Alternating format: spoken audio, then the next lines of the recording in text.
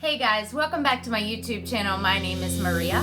If you watch this video and you enjoy it, don't be shy, hit the like button and subscribe to my channel for any future videos on narcissistic abuse recovery and complex post-traumatic stress disorder. Today I have a video for you on 5 tools you can use to combat your trauma. All right, so tool number 1 to combat trauma would be to release the false thoughts that are coming into your mind.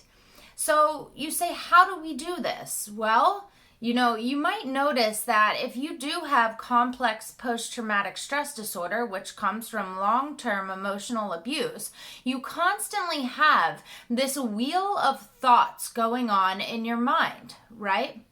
So I learned a really great tool to combat these thoughts.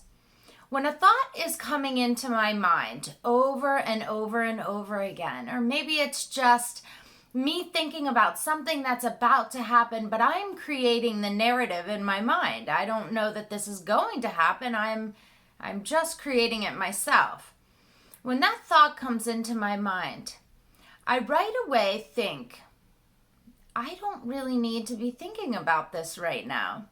I imagine that thought in a cloud floating away out of my mind. That allows me to come back into the present moment and enjoy whatever it is I'm doing at that time, whether I'm cooking breakfast or I'm listening to music. Just knowing that you can take these thoughts captive and release them out of your mind. A lot of people use the analogy of the clouds, or you could even think of it as waves in the ocean. That specific thought floating away on a wave. Try that out. So the second tool I have for you today to combat trauma is to actually tell yourself things that are better than how you feel. You ask, why would I do this? Well, this is the tool you use to reprogram your subconscious mind. So your subconscious mind is just thinking things that it thinks are keeping you safe. So if it's the same thing they're thinking about over and over again, then your mind's not doing this to torture you. It's doing this because it thinks it's keeping you safe. It thinks it's the right thing to do. It's what it's used to. So what we need to do is pave a new path in our subconscious mind. And we do this by continuously telling ourselves things that are better than how we feel. What does it look like? Well, for example, you could say, I am going to pass that test. In fact, I'm going to pass that test with flying colors. I'm excited to go to this event, actually. I think this event's going to be a lot of fun. I'm not depressed. I don't know why I've been telling myself I'm depressed all along. In fact, I feel great today, and I'm going to make sure that today is the best day I've had in a long time.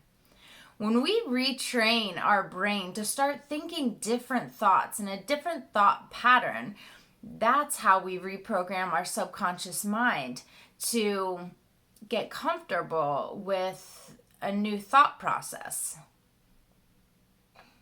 So the third tool I have for you today on combating trauma is diaphragmatic breathing. And boy, this is a lifesaver. If you could wake up in the morning and do 5 of these diaphragmatic breaths, this is really going to train your body when you're combating trauma and anxiety. So one thing you do is you put one hand on your chest. You notice when you have anxiety, it's your chest that's raised, right? You might feel the tightening of your chest. So you put one hand on your chest and you put one hand on your rib cage here. And when you breathe, you push out your tummy. Okay, so what's moving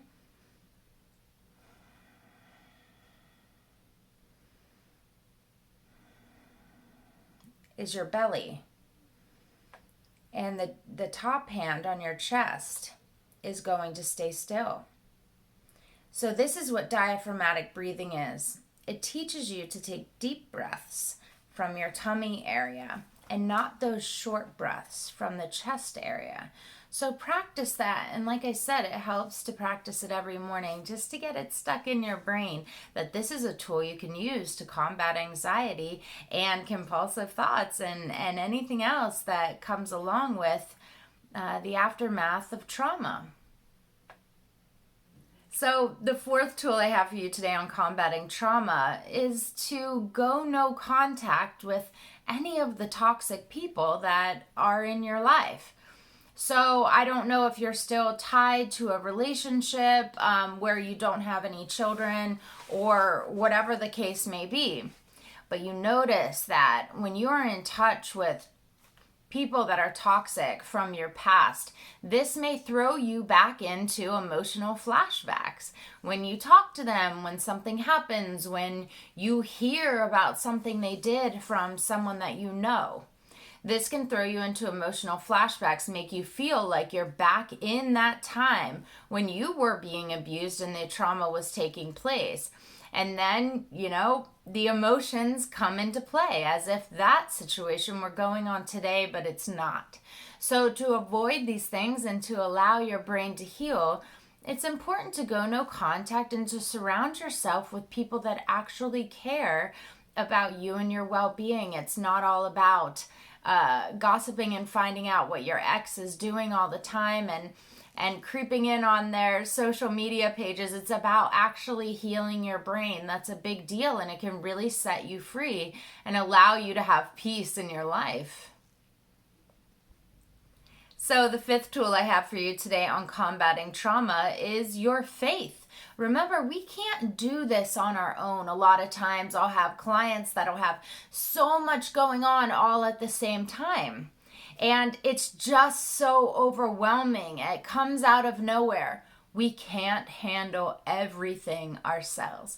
We have to be able to release these things to God, right? To our higher power, to God. We have to be able to surrender and release these things. So as we are going through trauma and we're feeling terrible, and maybe we have complex post-traumatic stress disorder and the vicious inner critic and the self-abandonment, the social anxiety, your faith is going to be a huge tool. Don't disregard that. Lean into it. Don't fall away from it. Okay guys, thank you so much for tuning into this video today. I hope it helped you in some way. If it did, don't be shy, hit the like button. Subscribe to my channel for any future videos on narcissistic abuse recovery and complex post-traumatic stress disorder. And as always, you guys, I wish you all the love in the world.